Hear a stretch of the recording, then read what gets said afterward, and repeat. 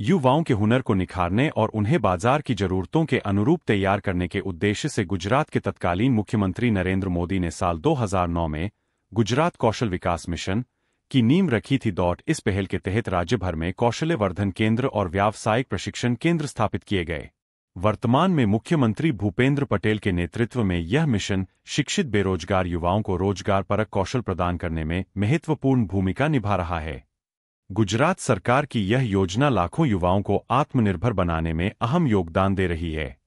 प्रधानमंत्री बनने के बाद नरेंद्र मोदी ने इस मॉडल को राष्ट्रीय स्तर पर लागू करने का बीड़ा उठाया। 15 जुलाई 2015 को विश्व युवा कौशल दिवस के अवसर पर उन्होंने स्किल इंडिया मिशन की शुरुआत की। इस मिशन को उन्होंने देश में नई ऊर्जा का संचार करने वाला और युवाओं के आर्थिक सशक्तिकरण का सशक्त माध्यम बताया।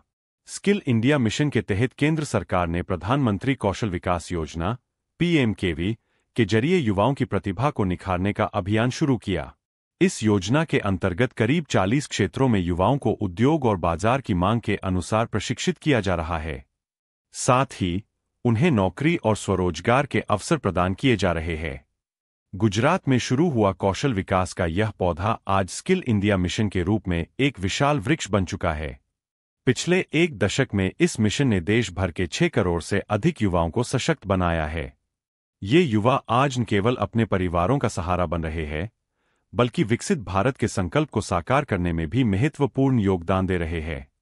स्किल इंडिया मिशन ने न केवल बेरोजगारी को कम करने में मदद की है, बल्कि युवाओं को वैश्विक स्तर पर प्रतिस्पर्धी बनाया है। इस मिशन के तहत विभिन्न क्षेत्रों जैसे निर्माण, आईटी, स्वास्थ्य, आतिथ्य और विनिर्माण जैसे उद्योगों में प्रशिक्षण प्रदान किया जाता है।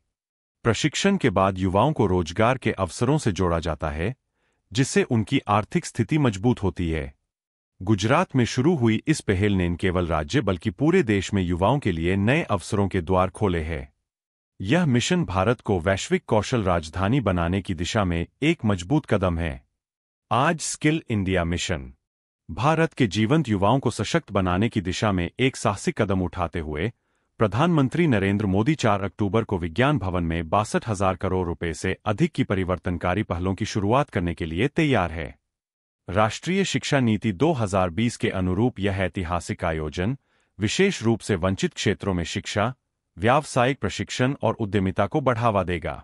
इस कार्यक्रम का मुख्य आकर्षण चौथा कौशल दीक्षांत समारोह है, जहां औद्योगिक प्रशिक्षण संस्थानों (आईटीआई) के 46 शीर्ष प्रदर्शनकर्ताओं को सम्मानित किया जाएगा, जो कौशल उत्कृष्टता के लिए प्रधानमंत्री मोदी के दृष्टिकोण को मूर्त रूप देगा। 60,000 करोड़ रुपए की लागत से उन्नत आईटीआई के माध्यम से प्रमुख प्रधानमंत्री कौशल एवं रोजगार क्षमता परिवर्तन (पीएम सेतु) योजना हब एंड स्पोक ढांचे में 1,000 सरकारी आईटीआई का आधुनिकीकरण करेगी। इसमें 800 स्पोक से जुड़े 200 उन्नत हब शामिल है, जो अत्याधुनिक बुनियादी ढांचे, डिजिटल उपकरणों और इनक्यूबेशन हब के साथ उद्योग प्रबंधित क्लस्टरों को बढ़ावा देंगे।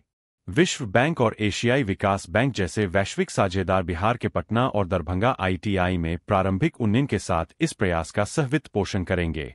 पहुंच को और व्यापक बनाते हुए प्रधानमंत्री मोदी 34 राज्यों और केंद्र शासित प्रदेशों के 400 नवोदय विद्यालयों और 200 एकलव्य मॉडल आवासीय विद्यालयों में 1,200 व्यावसायिक कौशल प्रयोगशालाओं का उद्घाटन करेंगे।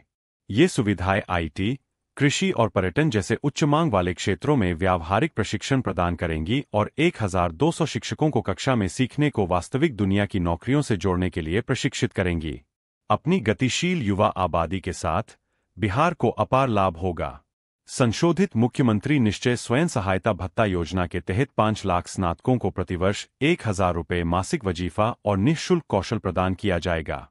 उन्नत बिहार स्टूडेंट क्रेडिट कार्ड योजना के तहत 4 लाख रुपए तक के ब्याज मुक्त ऋण प्रदान किए जाएंगे, जो 3.92 लाख छात्रों को पहले ही वितरित किए जा चुके 7,880 करोड़ रुपए के अतिरिक्त होंगे। इसके अतिरिक्त 18 से 45 वर्ष के युवाओं के लिए बिहार युवा आयोग जन नायक कर्पूरी